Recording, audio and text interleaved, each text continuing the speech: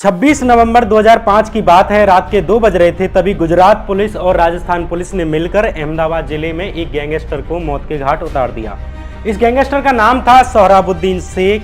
Gujarat police ने दावा किया कि सोहराबुद्दीन नाम का यह आदमी एक खूंखार संगठन लश्कर-ए-तैयबा का आतंकी था, जो आईएसआई के साथ मिलकर गुजरात के मुख्यमंत्री नरेंद्र मोदी की हत्या करने आया था।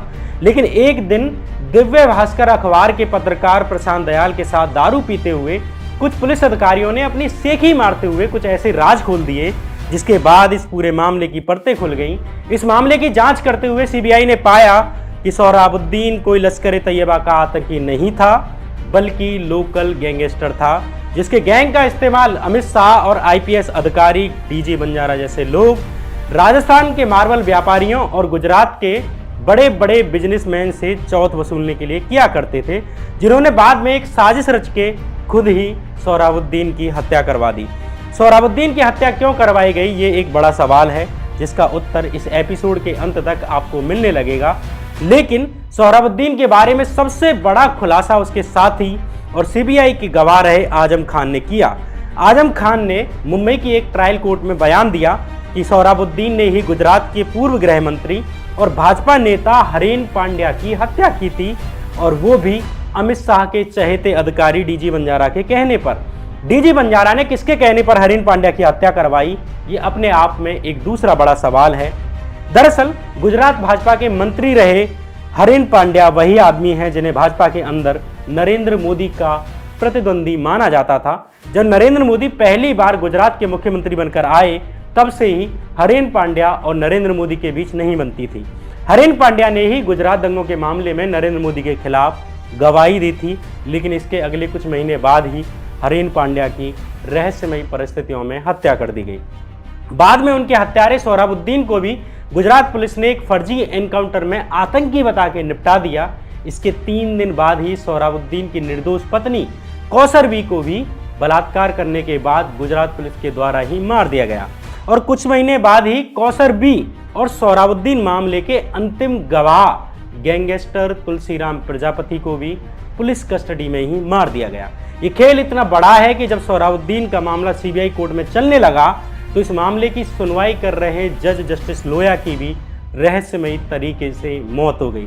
एक नेता की हत्या से शुरू हुई इस खूनी खेल में गवाह से लेकर गैंगस्टर की हत्याएं की गईं, और अंत में जज की भी मौत हो गई। इसलिए आज के इस एपिसोड में हम सोहराबुद्दीन शेख की हिस्ट्री तलाशेंगे, जिसके बल पर बड़े बड़े बिजनेसमैन में दहशत फैलाई गई, उनसे लाखों रुपए की वसूली की गई, और अपने राजनीतिक प्रतिद्वंदियों को निपटाया गया, और अंत में उसे ही आतंकी बताकर निपटा दिया गया। नमस्कार, मैं श्याम मीरा सिंह। सोहराबुद्दीन एक आतंकी था या अमित शाह और डीजी बंजारा जैसे पुलिस अधिकारियों का ही एक गुर्गा था? इसे समझने के लिए हमें सीबीआई की चार्जशीट से होकर गुजरना होगा, जो दावा करती है कि सोहराबुद्दीन दरअसल अमित शाह का ही आदमी था। अमित शाह अपने अधिकारियों को इशारा करते थे, अधिकारी सोहराबुद्दीन को इशारा करते थे, और सोहराबुद्दीन इन पुलिस अधिकारियों के इशारे पर गुजरात और राजस्थान के बॉर्डर एरिया में दहशत फैलाने का काम करता था, जिसके बदले बड़े बड़े बिजनेसमैन से पैसे वसूले जाते थे। सोहराबुद्दीन के एनकाउंटर के बाद गुजरात पुलिस ने कहानी गढ़ी कि उसे राजस्थान पुलिस से टिप मिली थी कि सोहराबुद्दीन लश्कर-ए-तैयबा और आईएसआई पर के इशारे पर नरेंद्र मोदी जी की हत्या की प्लानिंग कर रहा है। इसलिए राजस्थान पुलिस उसे पकड़वाने के लिए गुजरात आई थी। इसी बीच अहमदाबाद के विशाला सर्किल के पास हाईवे पर सोहराबुद्दीन शेख बाइक चलाते हुए दिखा। पुलिस ने उसे रोकने की कोशिश की, लेकिन वो नहीं माना, भागने की कोशिश करने लगा, और उसने पुलिस पर फायरिंग शुरू कर दी। इसलिए पुलिस को भी सेल्फ डिफेंस के लिए फायरिंग करनी पड़ी और सोहराबुद्दीन को मार गिराया। ऐसा गुजरात पुलिस का दावा था। लेकिन जब साल 2010 में सुप्रीम कोर्ट के आदेश के बाद सीबीआई ने इस मामले की जांच की, तो ऐसे रहस्य बाहर आए जिससे पूरा मामला उलट गया। सीबीआई ने 23 जुलाई 2010 को जारी की अपनी चार्जशीट में एक बड़ा खुलासा करते हुए कहा कि नेताओं और गुजरात पुलिस अफसरों की मदद से अमित शाह एक फिरौती रैकेट चलाते हैं। अमित शाह खुद और पुलिस अधिकारी डीजी बंजारा और आईपीएस अभय चुड़ासमा सोहराबुद्दीन का इस्तेमाल बड़े बड़े बिजनेसमैन से वसूली करने के लिए किया करते थे। चार्जशीट के मुताबिक शाह इस फिरौती रैकेट के सबसे बड़े सरगना थे और सोहराबुद्दीन फ्रंटमैन था जो जमीन पर काम को अंजाम देने का काम करता था, जबकि डीआईजी डीजी बंजारा और डीसीपी अभय चुड़ासमा बीच की कड़ी थे जिन्हें अमित शाह निर्देशित करते थे और जो बाद में सोहराबुद्दीन को निर्देशित करते थे। सीबीआई ने अपनी चार्जशीट में गुजरात के पॉपुलर बिल्डर्स फायरिंग केस का भी जिक्र किया है, जिसमें सीबीआई ने बताया है कि 8 दिसंबर 2004 के दिन सोहराबुद्दीन के 2 गुर्गों सिल्वेस्टर और तुलसीराम प्रजापति ने अहमदाबाद के 2 बड़े बिल्डर्स भाइयों के ऑफिस पर फायरिंग की और यह फायरिंग किसी और के कहने पर नहीं बल्कि अमित शाह के निर्देश पर की गई थी। सीबीआई की माने तो पॉपुलर बिल्डर्स की ऑफिस पर फायरिंग का निर्देश अमित शाह ने ही पुलिस अधिकारियों डीजी बंजारा और राजकुमार पांडियन और अभय चुड़ासमा को दिया था। आईपीएस अभय चुड़ासमा साल 2001 से ही सोहराबुद्दीन के संपर्क में थे और अभय चुड़ासमा ने ही अमित शाह के निर्देश पर सोहराबुद्दीन से पॉपुलर बिल्डर पर हमला करने के लिए कहा। सोहराबुद्दीन ने समझा कि यह वैसे ही एक टास्क होगा जैसे कि उसे पहले मिलते थे। उसने अपने 2 गुर्गों सिल्वेस्टर और तुलसी प्रजापति को पटेल ब्रदर्स के यहां आतंक मचाने के लिए भेजा।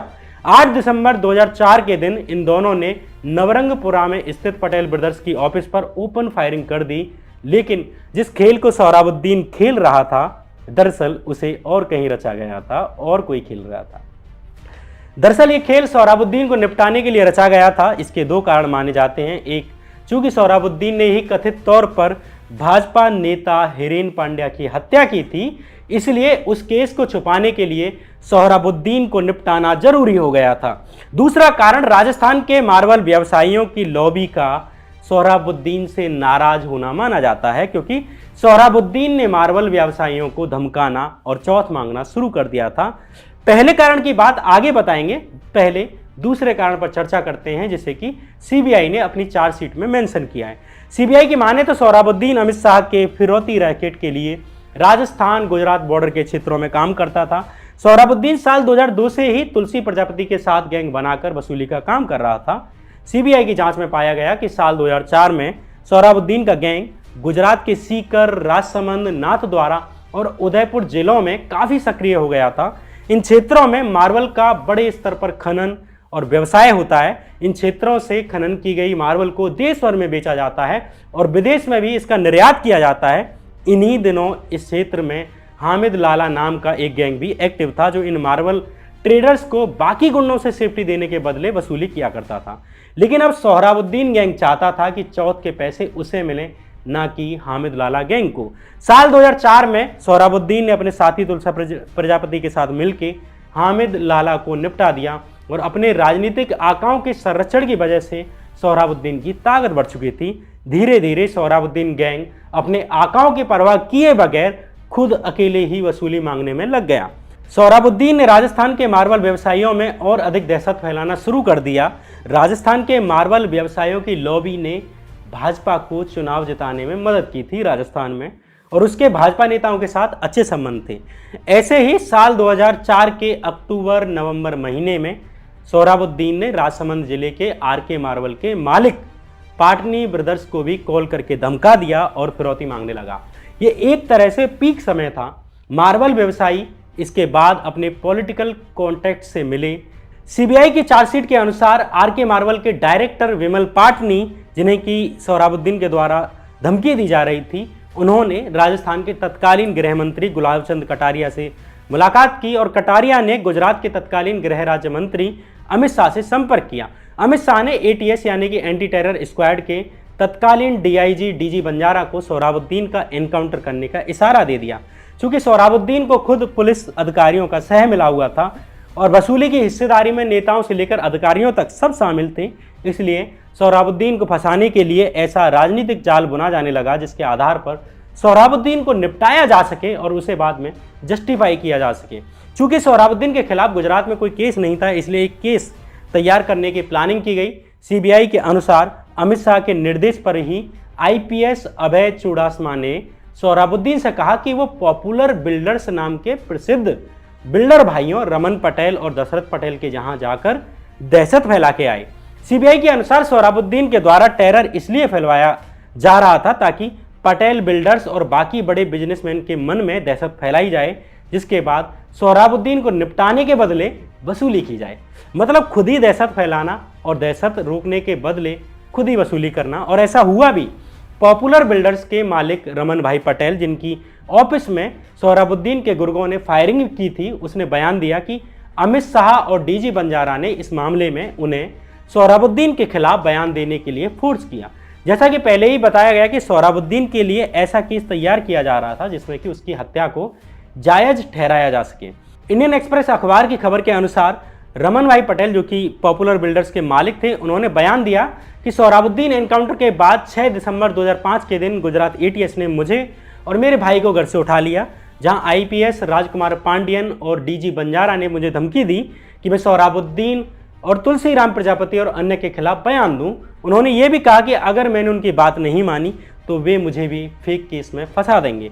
बंजारा के फ़ोन पर अमित शाह की कॉल भी आई। उन्होंने मुझे फ़ोन पर कहा कि मुझे बंजारा को बयान देना है, नहीं तो मुझे भी दिक्कत होगी। लेकिन जब मैंने बात नहीं मानी तो बंजारा ने मुझे और मेरे भाई को ही हमारी ऑफिस पर हुई फायरिंग के केस में अरेस्ट कर लिया।